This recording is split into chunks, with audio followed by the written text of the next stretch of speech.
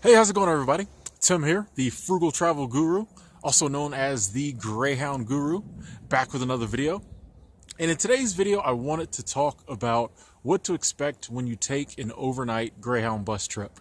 Now, traveling by Greyhound is an experience in itself, and taking an overnight trip on the Greyhound bus definitely has some things that are unique solely to that trip.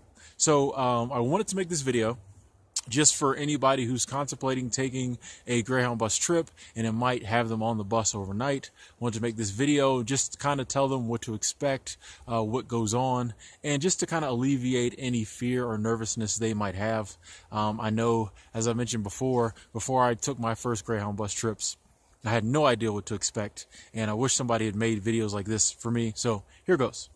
An overnight Greyhound bus trip honestly really isn't that bad. I've said this before, I'll say it again. I kind of actually like traveling on Greyhound at night and overnight more than I like during the day. And the reason for this is because at night, especially once you get past like 10, 11 o'clock, most people on the bus kind of just drop off, go to sleep.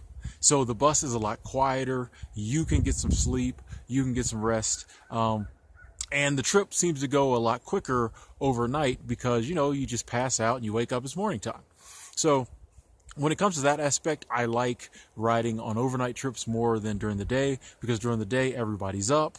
There's people talking, there's all kinds of things going on, and, you just can't sleep as much. And, even when you bring along, some movies or some music, it's just, there's so much going on. It's hard to really focus on anything. But overnight, you can either sleep or, even if you bring like movies or music or something like that to listen to, it's just way more peaceful. Another thing I want to say about traveling overnight is when it comes to like restroom or like, food stops, there are less of them overnight. So after you'll typically have like a dinner stop somewhere. And then after that, there usually aren't, from my experience, any stops like that at like a fast food place or a gas station or anything like that until the morning time.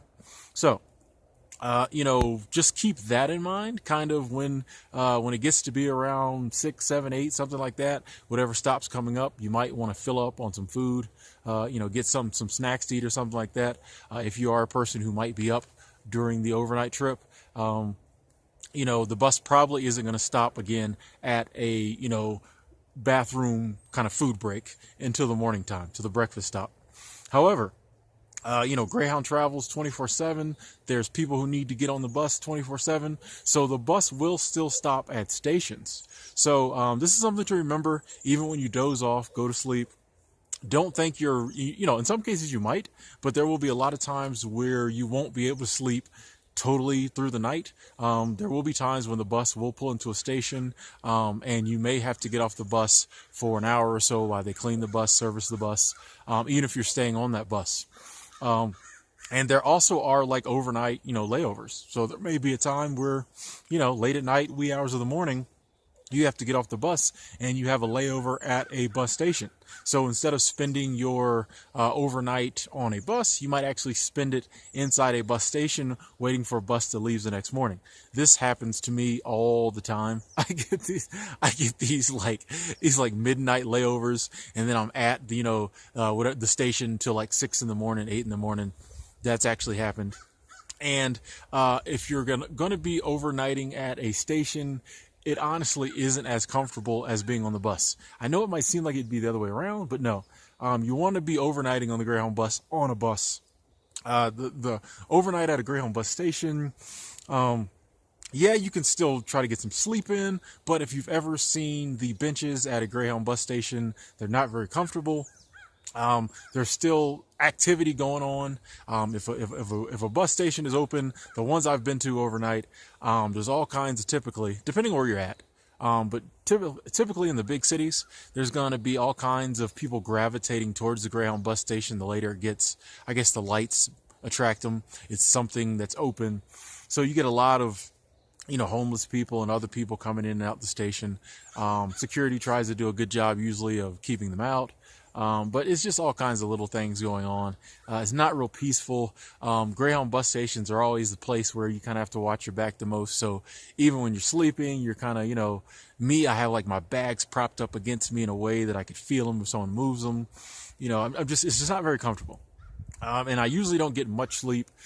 Me personally, if I know I have a long layover at a Greyhound bus station, I will actually save a lot of my movies or anything. If I got a book to read, or if there's some music I really want to listen to, I will pretty much save that for that long layover, because I just know I'm going to need something to take my mind off of, how many ever hours I have at this station.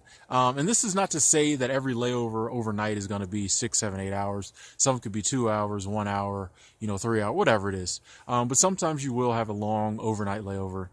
And, just like I always say, when you are picking your trip, go in there, check the different routes, check the layovers, check the stops, check all of that.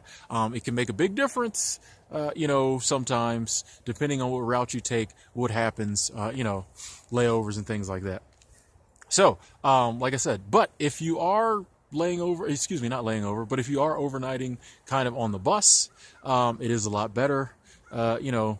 Usually the driver has lights they can turn on that light kind of the whole bus up. They usually won't have those on at night unless you're pulling into a station or a stop or something like that.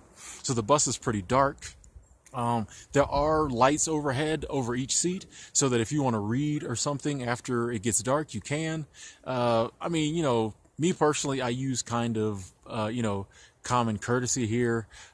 After a certain hour, I'm not going to have the light on. After, 10 o'clock, I'm probably not going to be reading, have the light on, because I know other people are trying to sleep.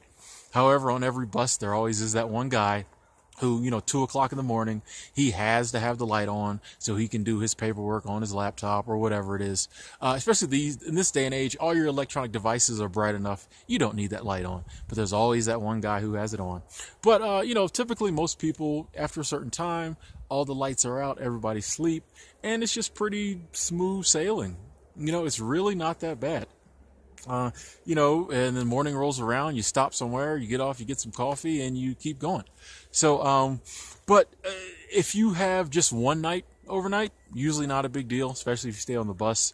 If you're doing like a cross-country trip and you have, 2 nights on the bus, 3 nights on the bus, something like that, it can start to wear on you because, sorry about that. I felt something on my leg. Some people sleep better than others. If you're one of those people that can, just totally be conked out every night on the bus, you might be fine. Me, I don't sleep that well. So after a couple nights, I can start feeling, me getting super tired, things like that. And it can take its toll having, a couple nights, on the Greyhound bus, a couple nights, couple days on the Greyhound bus. But as a whole, don't be afraid if you have a Greyhound bus trip and it's going to take you overnight on the bus. Probably nothing bad's going to happen. Everybody's going to be asleep on the bus. Nobody's really going to try anything with you on the bus, because there's so many other people around. If anyone does try anything, you just yell out, turn the light on over your seat. The bus driver's awake, hopefully. So, if you yell out, say anything, he or she'll turn the lights on, and, shouldn't be a problem. So you should be able to sleep easy.